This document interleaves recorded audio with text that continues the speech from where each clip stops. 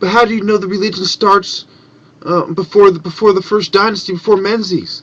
Because in El Omari, there's a Neolithic pre-dynastic fucking artifact. It's called a fucking staff. You ever heard of a staff? You know what the fuck a staff is? The Heka staff, the Waz scepter. Hello. Think. Okay? The shepherd's crook. Who's the great shepherd?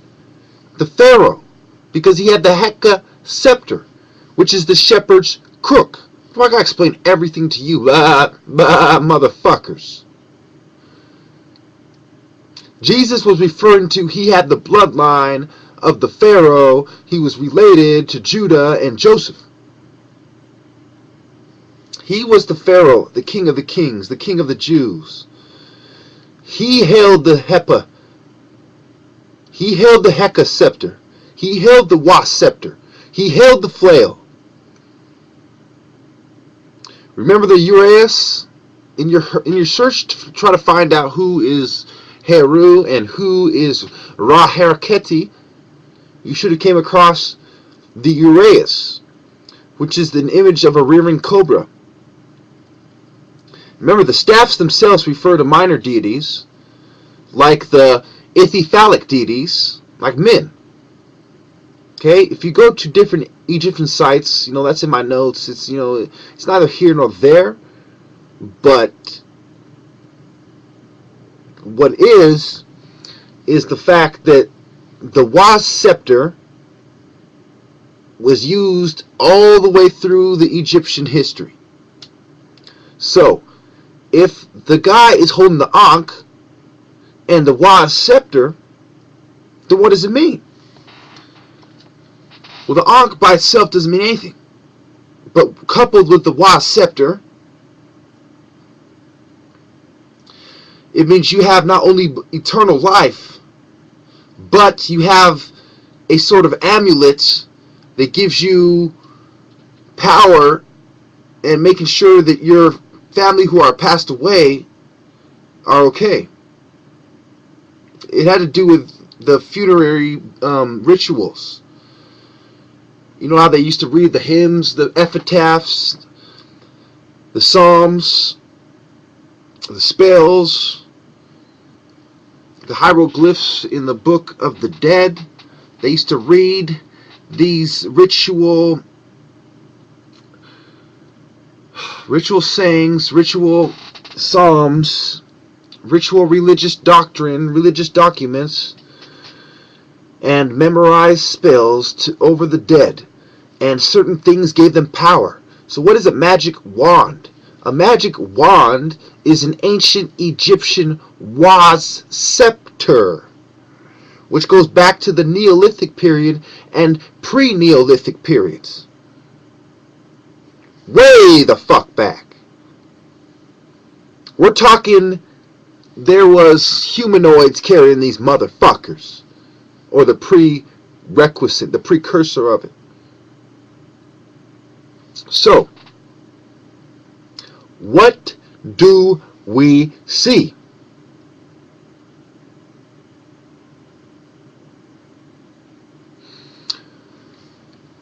Well, when I asked you to look at the difference, see this one right here is your horakhty with Osiris that I showed you in the last video, and look what he's in his hand. The Waz scepter and the Ankh. Right? Now look what's on his face. Because I know this is, when I first gave you the challenge to do it, I realized it's probably a little bit harder than I thought it was. So, here is Heru. It's a drawing. As you can see, he is wearing what the Pharaoh would wear as well. Look at the type of crown he's wearing.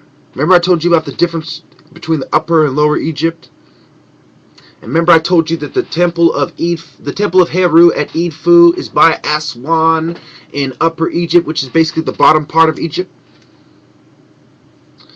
So when we're talking about the difference between horakhty and Heru, I just pointed out several things that are going to help you determine what time period we're talking about.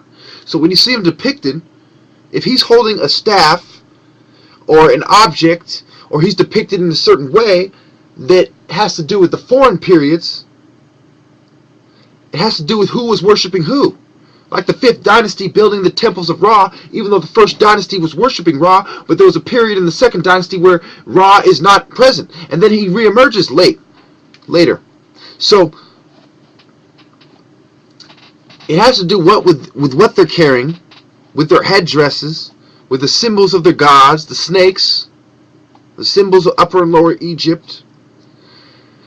And it also has to do with the fact that they're going to have the falcon head, which refers to the hawk head. A lot of you say, why is the hawk and the falcon and the eagle the same? Well, I'll tell you why it's the same, you fool. I'm so sick of the morons saying, oh, you don't know what you're talking about. Some moron had the nerve to tell me that the beast in Revelations, that Rahab, had nothing to do with the mammals. That he's a regular amphibian. That beast with 10 fucking heads. No. Let me show you. Speaking of beasts with 10 fucking heads, let's go there right now. Let me dig up this fucking picture. Alright, look at this. This is an Asian dragon, right? And what is here? Again, Chinese fucking dragon.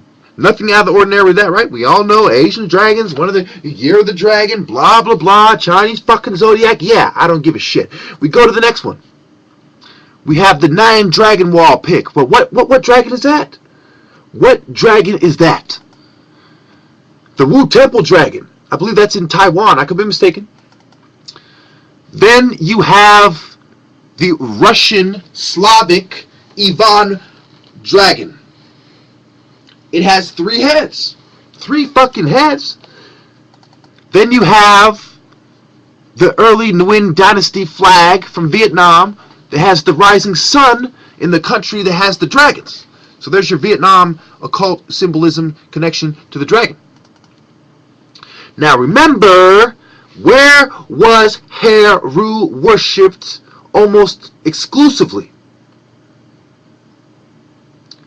Okay, he was also known as Horus and Nekini, meaning the falcon. But where was he worshipped? At Nekhin, which meant what? The city of the hawk. So what's the difference between Nekini and Nekhin? It's the same fucking thing. So the falcon is the dragon. Excuse me, not the dragon. Fuck the dragon. The falcon is the hawk. And why is the falcon and the hawk synonymous with the eagle? Don't make me go there with you, don't ever question me, you fools. This is why. The Byzantine eagle has 2 heads. So a multi-headed bird, just like the dragon, but by itself doesn't mean nothing, right? But when you couple it with the Imperial Guard in the Louvre des Antiquaires of France, you have the dragon. You have the eagle, and it's looking to the left. It's looking to the left. And then, when you take the eagle of Rome,